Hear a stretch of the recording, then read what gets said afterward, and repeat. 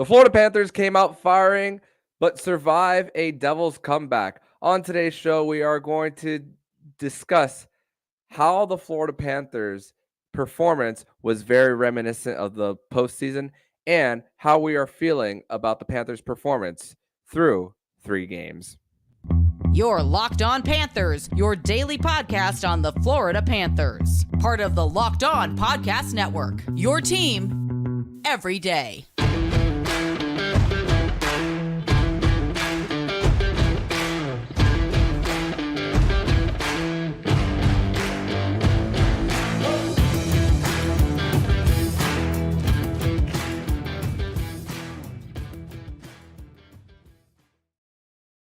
And welcome into this Tuesday, October 17th edition of the Locked On Florida Panthers podcast, part of the Locked On Podcast Network, where it's your team every day. Thank you for making the Locked On Florida Panthers podcast your first listen of the day. I'm Armando Velez, and you can follow me on X at MondoMan12. Follow the show account on X and Instagram at LO_FLA Panthers. And make sure to subscribe anywhere you listen to podcasts and on YouTube. And shout out to the everydayers who come back here and get your daily Florida Panthers fix. And today's episode is brought to you by Game Time. Download the Game Time app, create an account, and use code LOCKEDONNHL for $20 off your first purchase. So the Florida Panthers go into New Jersey after starting off 0-2-0, come out firing, go as far of a lead as 4-0, but survive a comeback attempt by the New Jersey Devils to get their first win of the season. Sergei Bobrovsky, outstanding. Sam Reinhart getting 2 goals on the night, and the Florida Panthers get their first win of this 2023-24 NHL season. And on today's show, we have a guest on today's show for this post-game edition of the Locked On Florida Panthers podcast. He has been here before, first time this season. He is Florida Panthers historian Francisco Oporta. Francisco, welcome back to the show, my friend. Yeah, it's been quite at least a relatively short off season, thanks to the last season's run. But new season, and happy to be back.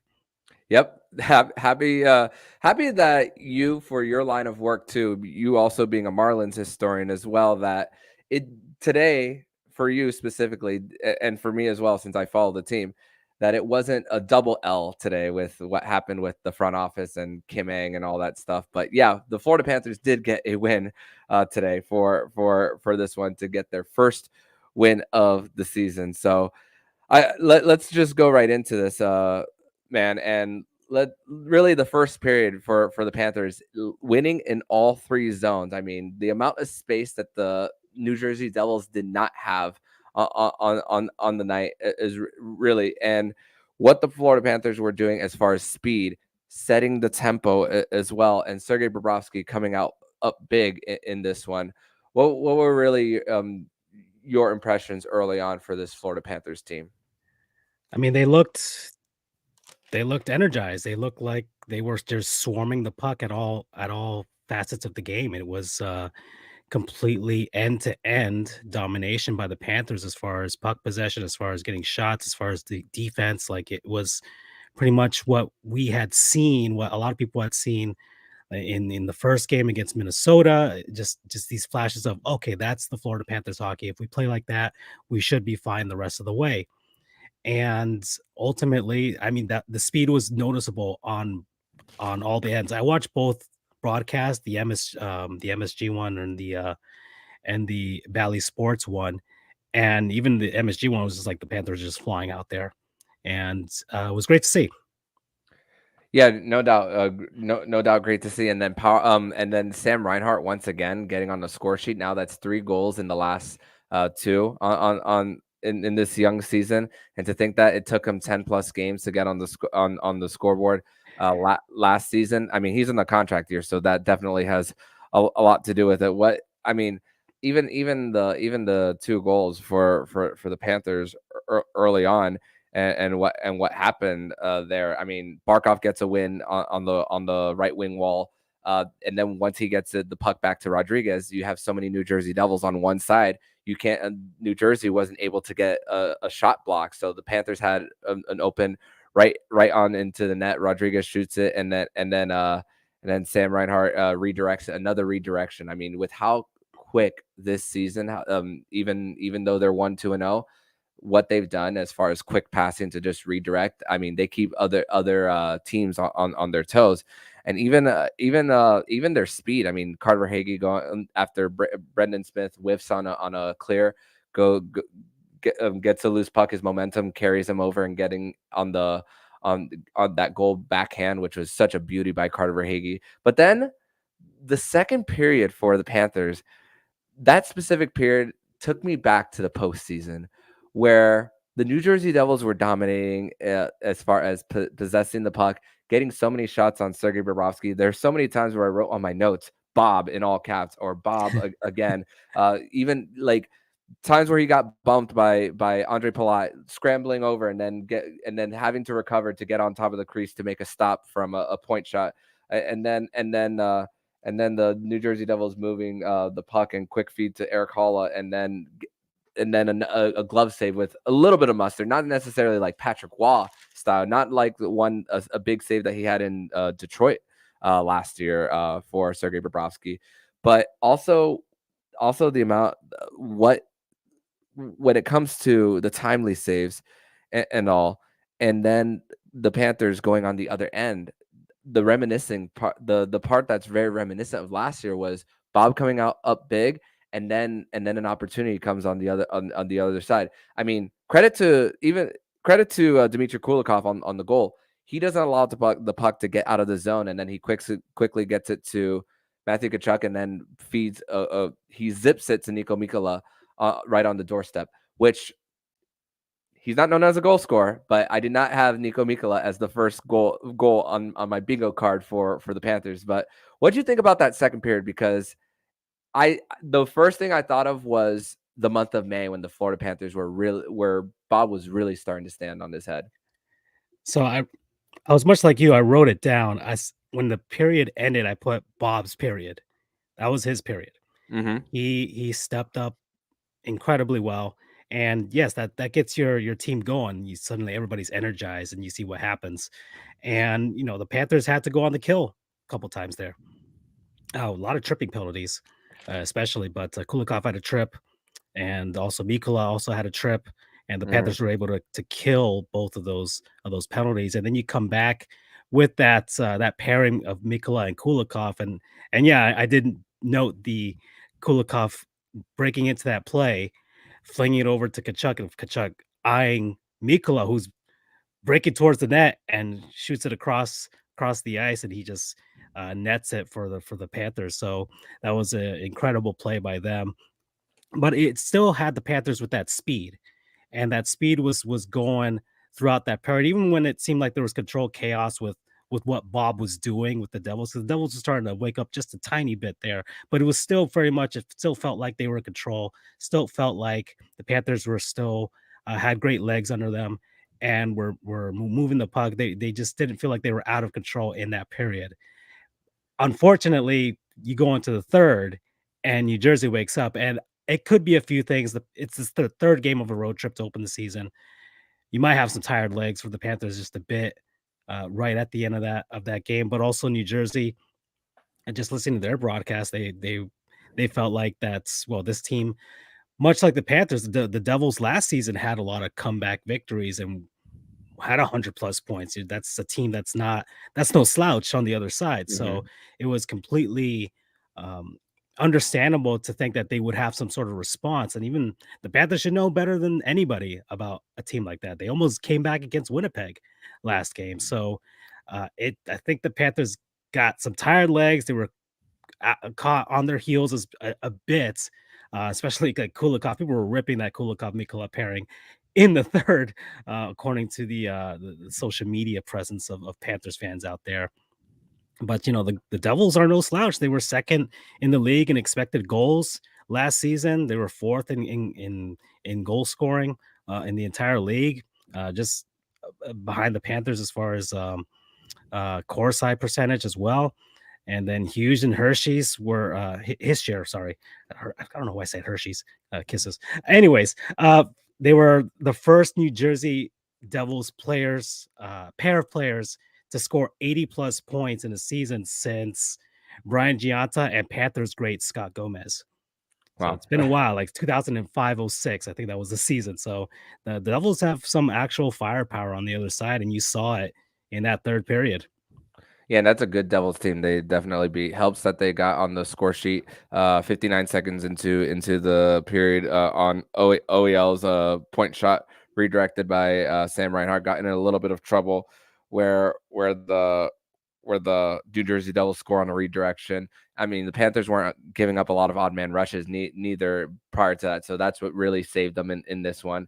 But a few maybe like lapses as far as getting to the puck. I mean, Dmitry Kulikov allowed McLeod to get around him for the open net on the second goal, and then a pretty not the best clear by Oliver Ekman-Larsson as he doesn't lift the puck high enough. I mean, Kevin Stenlund also had a broken stick as well there, and then they make it more interesting than it should have.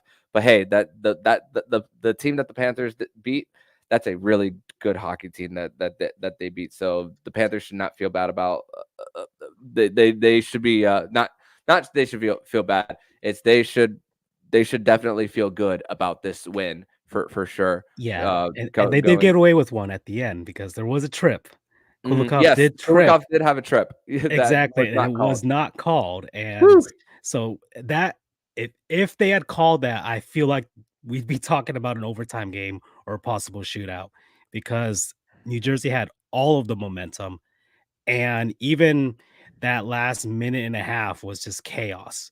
So we have to also thank the hockey ref gods, Eric Gregg, if he's still up there, just refereeing, umpiring gods for that one. No doubt, and for sure. So, and the Panthers survived this one after a 4-3 victory in New Jersey. In segment number 2, we are going to discuss when we thought this game was won or lost. In this case, win. We are going to talk about our 3 stars and certain milestones that certain Florida Panthers players and personnel have hit on Monday night. We're going to discuss that more here on the Locked On Florida Panthers podcast.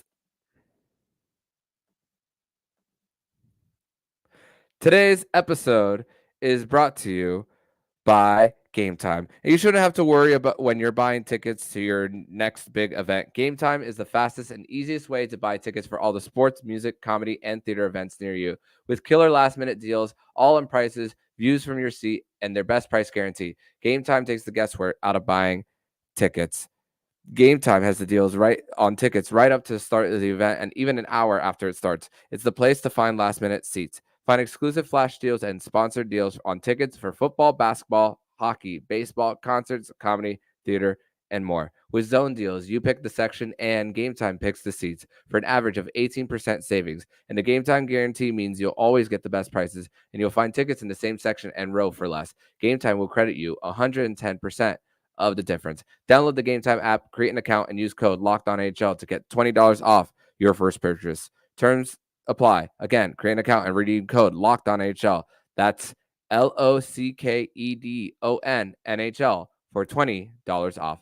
Download the Game Time app today. Last minute tickets, lowest price, guaranteed. This episode is also brought to you by AG1. And our next partner, AG1, the daily nutritional supplement that supports whole body health.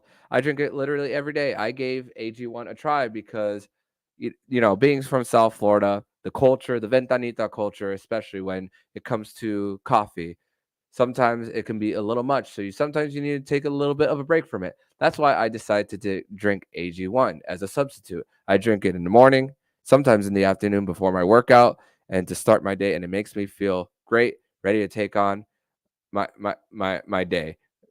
And if a comprehensive solution is what you need for your supplement routine, then try AG1 and get a free 1-year supply of vitamin D and 5 free AG1 travel packs with your first purchase. Go to drinkag1.com/NHL network. That's drinkag1.com/NHL network. Check it out. Segment number 2 here on this Tuesday, October 17th edition of the Locked On Florida Panthers podcast. Thank you for making the Locked On Florida Panthers podcast your first listen of the day here on a Tuesday, where the Florida Panthers are coming off a 4-3 regulation road win at Prudential Center against the New Jersey Devils, and some milestones that happened with the Florida Panthers.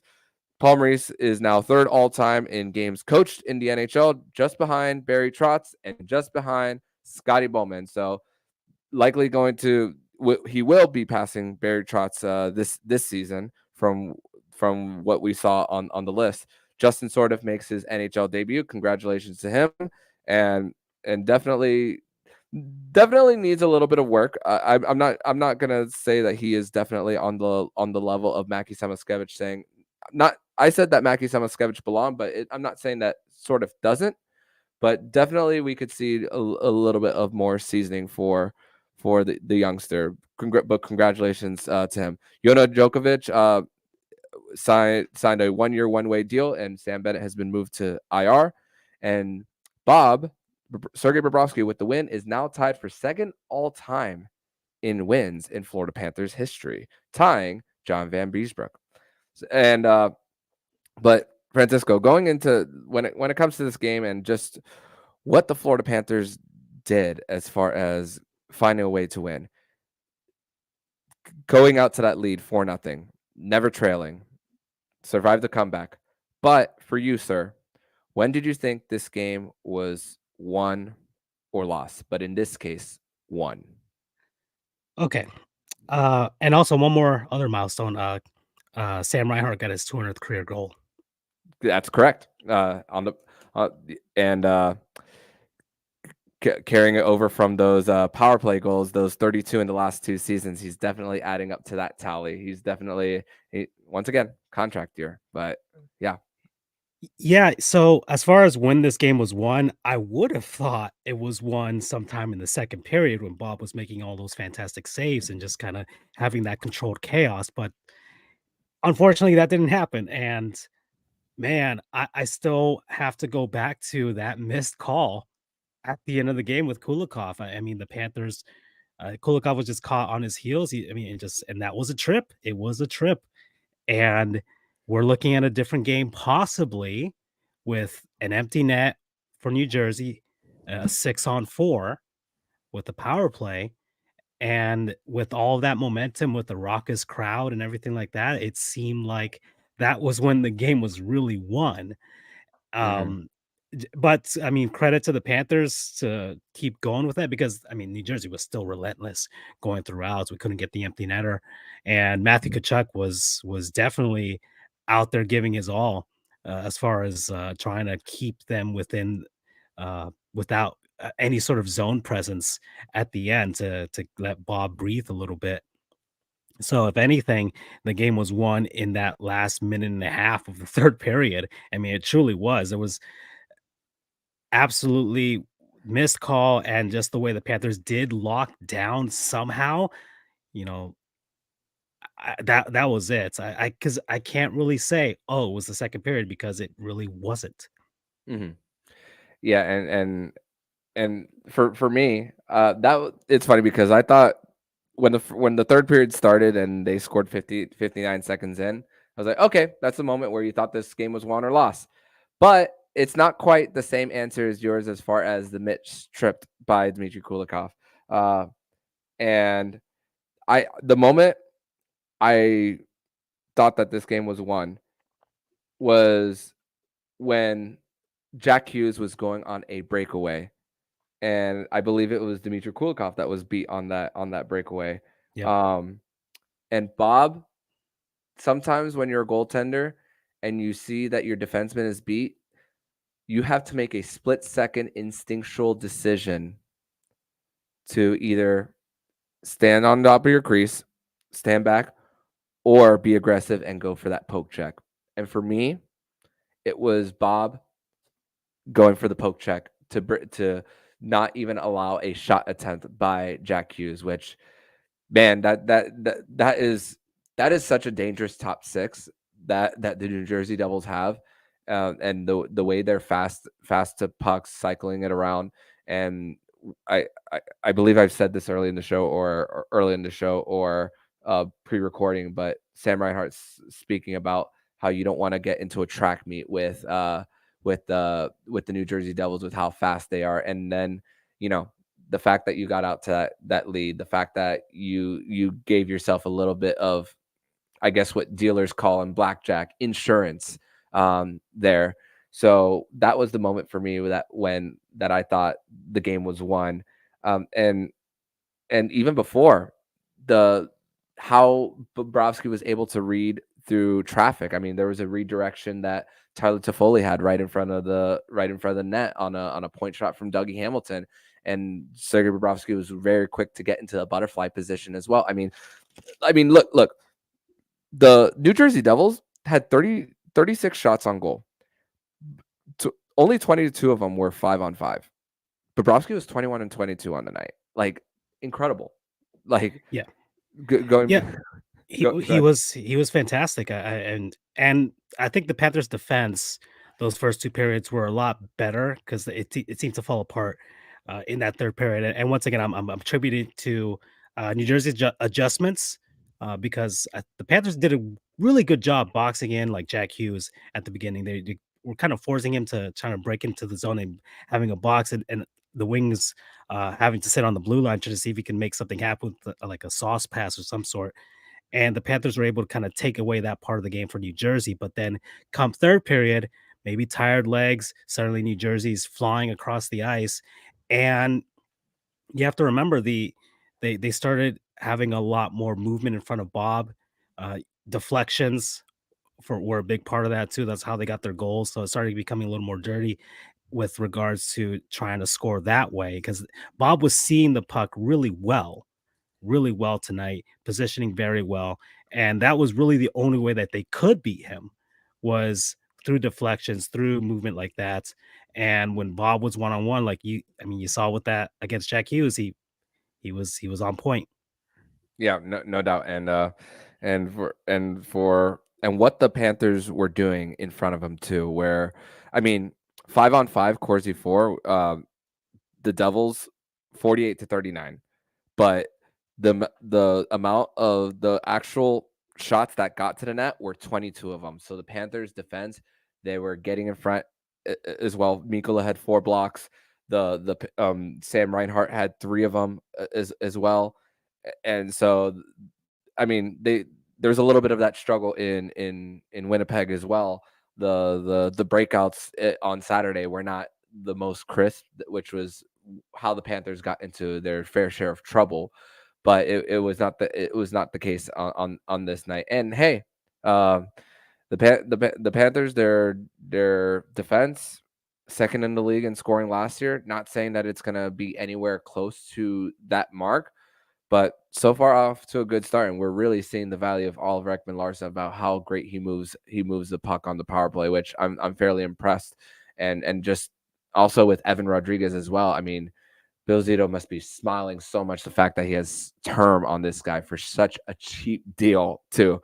So it's definitely a good feeling in South Florida, even at least in my opinion, on them being 1-2-0 and going into a tough barn and coming out with a regulation win. But in relation to that, we are going to transition to segment number 3, where we are going to discuss 3 stars and how are we feeling about the 1-2-0 start in 3 words or less. We're going to discuss that more here on the Locked On Florida Panthers podcast.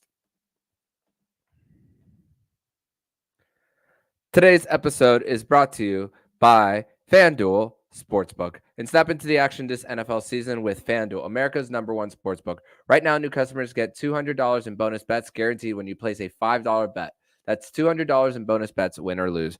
If you've been thinking about joining FanDuel, there's no better place to get in on the action. The app is super easy to use. There's a wide range of betting options, including spreads, player props, over-unders, and more. So visit FanDuel.com/lockedon and kick off the NFL season.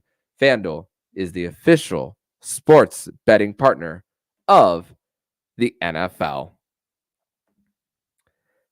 Segment number 3 here on this Tuesday.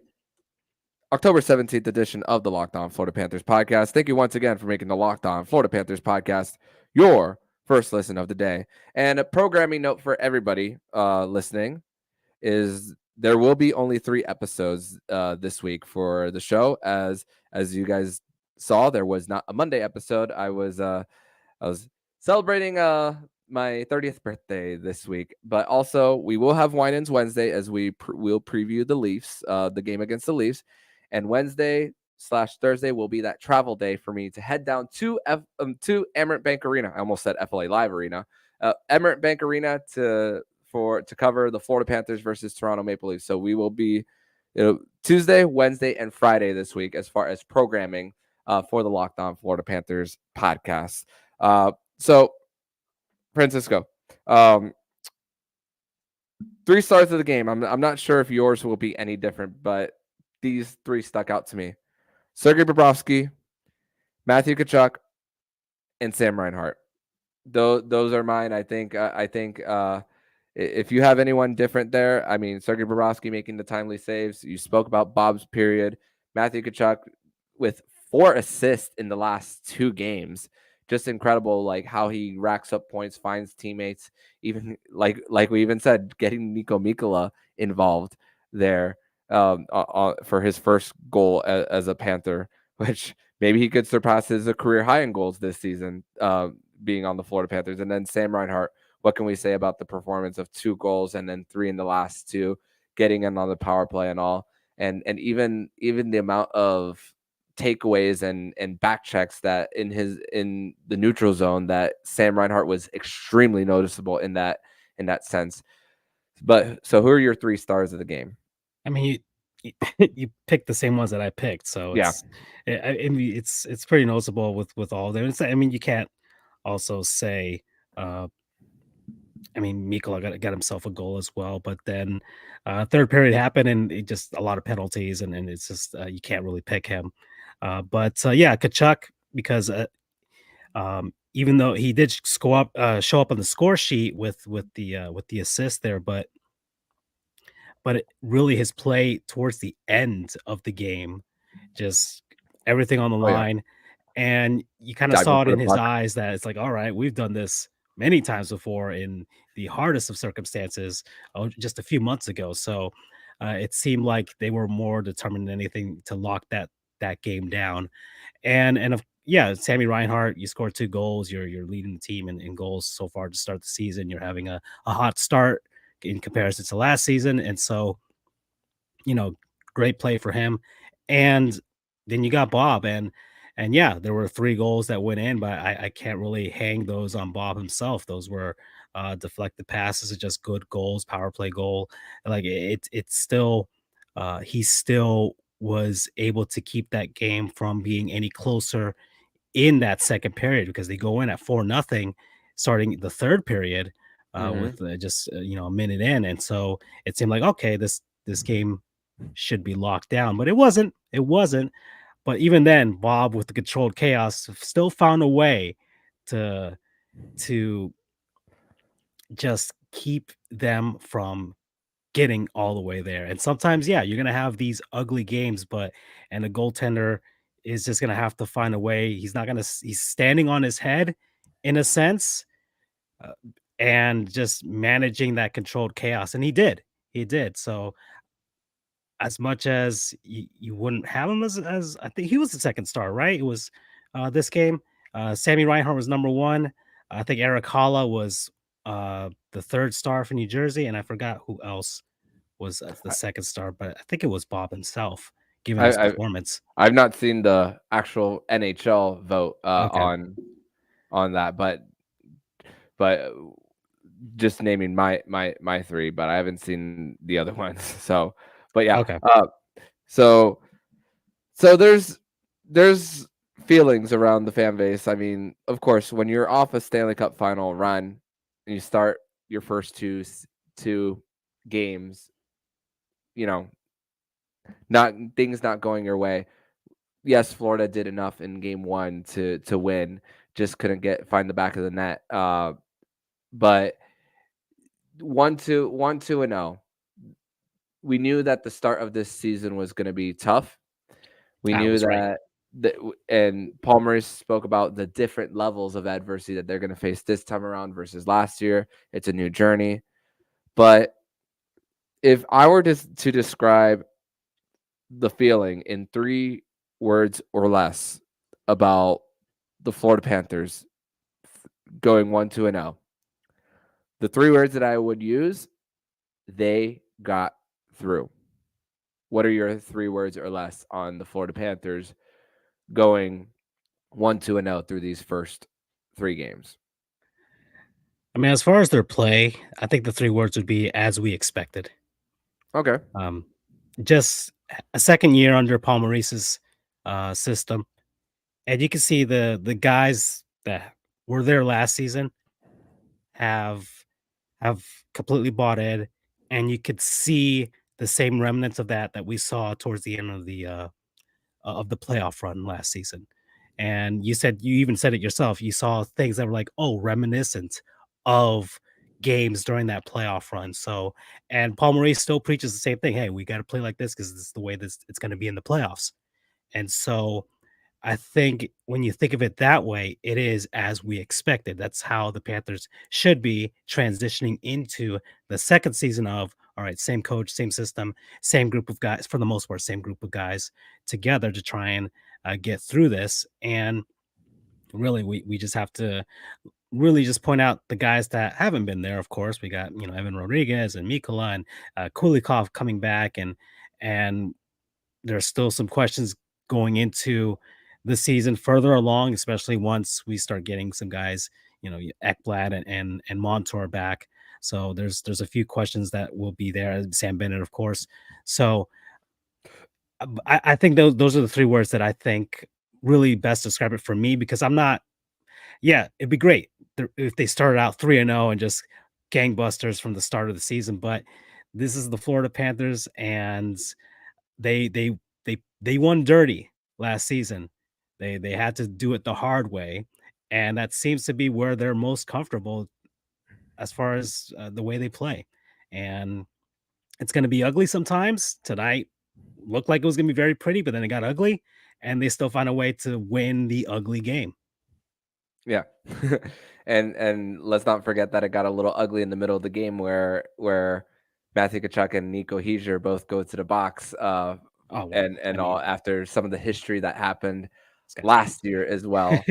And that's the first thing I thought of was last year's matchup between the Panthers and the Devils. The fact that the 2 games last year in December were just 6 days apart, if I remember correctly. So the memory was fresh, but don't think anything tonight had to do anything necessarily from last season as well. So Panthers they get through it, and going into the travel, going from to 3 different places. Paul Maurice even spoke about it in the media that they are going to travel, I believe, the second most miles in the NHL this season as well. I mean, Florida's always going to be towards the tops because of where they're at.